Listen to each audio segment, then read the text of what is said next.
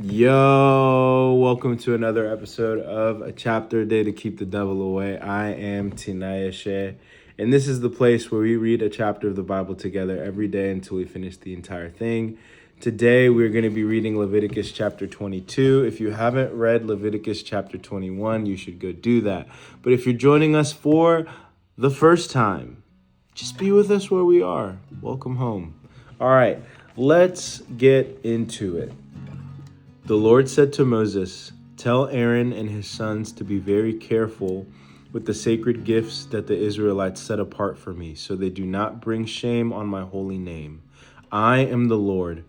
Give them the following instructions. In all future generations, if any of your descendants is ceremonially unclean when he approaches the sacred offerings that the people of Israel consecrate to the Lord, he must be cut off from my presence. I am the Lord.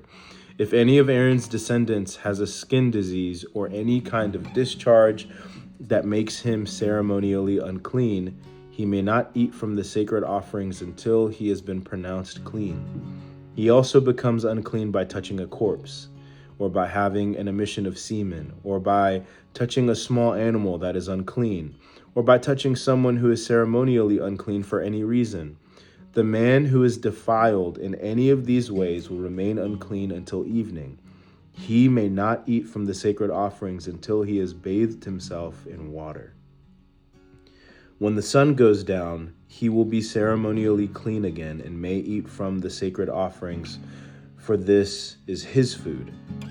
He may not eat an animal that has died a natural death or has been torn apart by wild animals, for this would defile him. I am the Lord. The priests must follow my instructions carefully, otherwise they will be punished for their sin and will die for violating my instructions. I am the Lord who makes them holy. No one outside a priest's family may eat the sacred offerings. Even guests and hired workers in a priest's home are not allowed to eat them. However, if the priest buys a slave for himself, the slave may eat the sacred offerings. And if his slaves have children, they also may share his food. If a priest's daughter marries someone outside the priestly family, she may no longer eat the sacred offerings. But if she becomes a widow or is divorced and has no children to support her, and she returns to live in her father's home as in her youth, she may eat her father's food again. Otherwise, no one outside a priest's family may eat the sacred offerings. Any such person who eats the sacred offerings without realizing it must pay the priest for the amount eaten, plus an additional 20%. The priests must not let the Israelites defile the sacred offerings brought to the Lord by allowing unauthorized people to eat them. This would bring guilt upon them and require them to pay compensation. I am the Lord who makes them holy. Worthy and unworthy offerings. And the Lord said to Moses, "Give Aaron and his sons and all the Israelites these instructions, which apply both to native Israelites and to the foreigners living among you. If you present a gift as a burnt offering to the Lord, whether it is to fulfill a vow or is a voluntary offering, you will be accepted only if your offering is a male animal with no defects. It may be a bull, a ram, or a male goat. Do not present an animal with defects, because the Lord will not accept it on your behalf. If you present a peace offering to the Lord from the herd or the flock, whether it is to fulfill a vow or is a voluntary offering, you must offer a perfect animal. It may have no defect of any kind.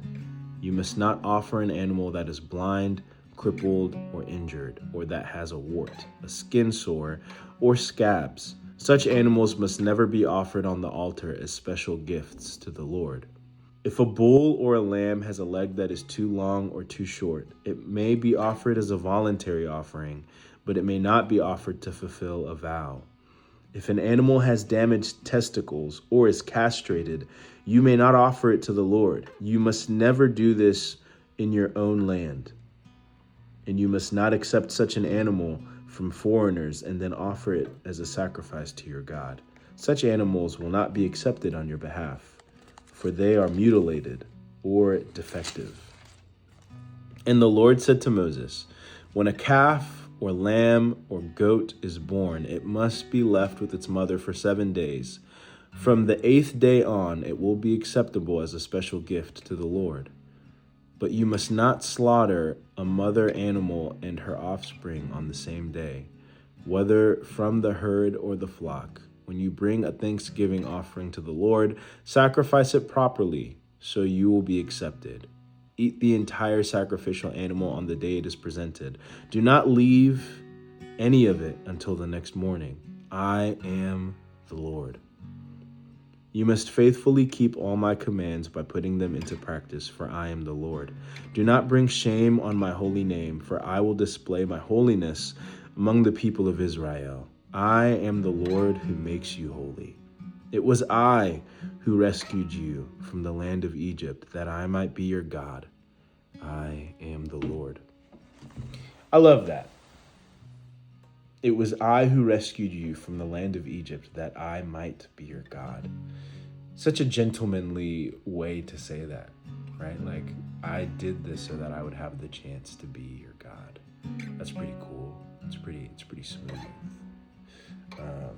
Yeah, it was just nice to the ways that God speaks. Granted, I know this is a translation, but yeah, I just enjoy that verbiage, that I might be your God, that I would have the chance to be your God. Yeah, it's pretty cool. Thinking about the chapter in general, though, it just reminds me of Cain and Abel. Like, it's nothing personal. It's just, these are the offerings that I accept, and these are the offerings that I don't accept. And back then, those offerings were a little different, but yeah, it's like, give me the best of what you have. I don't want haphazard offerings. I want your very best. Which is, it's been true for all time. God wants our first. He wants our best. He wants our treasure, so that he would become our treasure. All right. That's all I got for today. I love you. Peace.